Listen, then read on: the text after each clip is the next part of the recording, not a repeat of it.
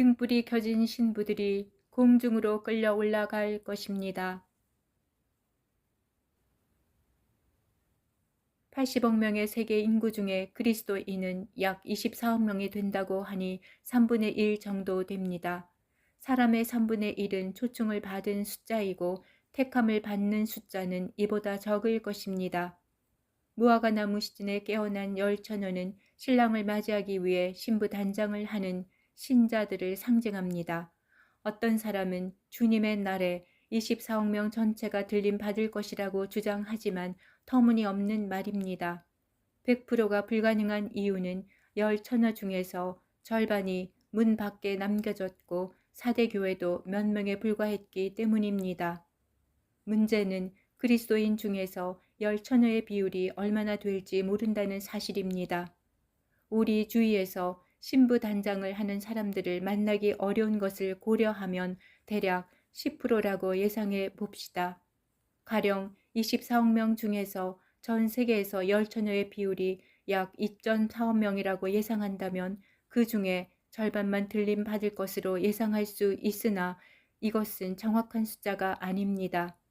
90%는 특별히 주님을 기다리지 않으며 신부 단장을 하지 않는다는 것을 강조하기 위함입니다. 그렇다면 90% 중에서도 신부를 배출할 수 있을까요? 오늘은 이 난제를 풀어봅시다. 그때의 천국은 마치 등을 들고 신랑을 맞으러 나간 열처녀와 같다 하리니 그 중에 5은 미련하고 5은 슬기 있는 자라. 미련한 자들은 등을 가지되 기름을 가지지 아니하고 슬기 있는 자들은 그릇에 기름을 담아 등과 함께 가져갔더니. 열처녀의 정체가 중요합니다. 1. 신자 전체라는 견해가 있습니다. 2. 등을 들고 신랑을 맞으러 나간 처녀들은 예비 신부를 상징한다는 견해가 있습니다. 신랑과 처녀, 예비 신부 램프는 단순히 믿는 신자들을 상징하기보다 혼인잔치를 앞두고 있는 특별한 시간에 깨어난 사람들입니다. 새 예루살렘 성에서 진행하는 혼인잔치는 누구나 들어갈 수 있는 자격을 주지 않습니다. 슬기로운 처녀와 미련한 처녀를 나눈 것은 기름이었습니다. 그들이 오래 기다린 것으로 보아 기름은 인내, 준비, 정성을 상징하고 있습니다. 신랑이 더디옴으로 다 졸며 잘새 밤중에 소리가 나되 보라 신랑이로다 맞으러 나오라 하매. 거의 100%의 신자들은 주님이 재림하실 것은 다 알고 있습니다. 하지만 그들 모두가 주님을 맞으러 나간 것은 아닙니다. 열처녀들은 주님이 오실 때를 분간하고 신랑을 맞이하기 위해 신부 단장에 나섰습니다. 하지만 신랑은 늦게 왔고 기다리던 사람들은 지치고 피곤해져서 기름이 떨어져 갔습니다. 실제로 미련한 처녀들은 신랑이 올 시간에 등불이 꺼졌습니다. 철저한 준비, 끈기가 없으면 불이 꺼지는 것은 당연한 일입니다. 기름을 계속 유지하려면 기도가 끊어지지 않아야 하고 처음 상태를 계속 보존해야 합니다. 관심만 있다고 되는 것은 아니라는 것이 열처녀의 교훈입니다. 환란에 남은 자들이 짐승의 우상에게 경배를 강요당하고 짐승의 표를 선택하는 일에 시험이 필요한 것처럼 들림을 준비하는 처녀들도 환란 전 시험을 통과해야 하는데 이 상황이 열처녀의 비유입니다. 슬기롭다는 것은 현명하게 준비를 잘 하였다는 뜻이 아니겠습니까? 혼인잔치에 들어가지 못한 사람들의 첫 번째 실패의 원인은 신랑을 맞이하러 나가지 않은 것입니다. 혼인 초청장을 거절한 사람들이며 방주를 준비하지 않은 것과 같습니다. 두 번째 실패한 원인은 등불이 도중에 꺼졌고 방주를 완성하지 못했습니다. 깨어 준비하러 나간 처녀들도 절반이나 실패했는데 깨어있지 못한 90%의 신자들이 신부로 준비된다는 것은 매우 어려운 일입니다. 시험은 테스트이며 자격을 검증하는 절차입니다. 그들에게 개입되는 시험의 패턴은 3가지입니다. 첫째, 시험이 올 시간은 한밤중입니다.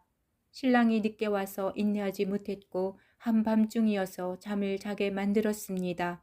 밤중은 영적으로 세상이 어두워지는 것을 상징하고 영적으로 둔해집니다.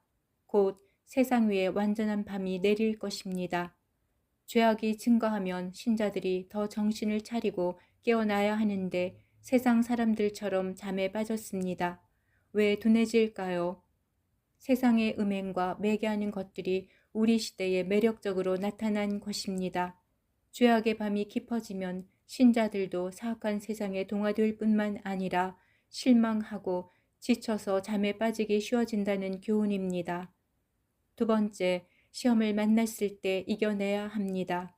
우리는 시험을 잘 이기는 줄 알고 있겠지만 둔해져서 잘 모를 수도 있습니다. 또 지치고 피곤할 때 시험을 이기는 비결은 인내하는 것이라 합니다.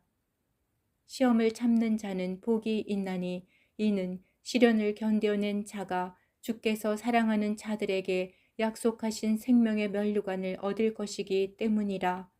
그러므로 우리는 전신갑주를 입고 영적 싸움에서 승리하도록 주님의 도우심을 항상 구해야 합니다. 그리하면 생명의 면류관을 잃어버리지 않을 것입니다. 세 번째 시험은 타이밍과 밀접한 관계가 있습니다. 가장 잠에 빠지기 쉬운 한밤중은 인내의 피크 타임이자 최종 시간입니다. 경고가 나가도 더 이상 반응하지 않는 한계선을 지났을 때입니다.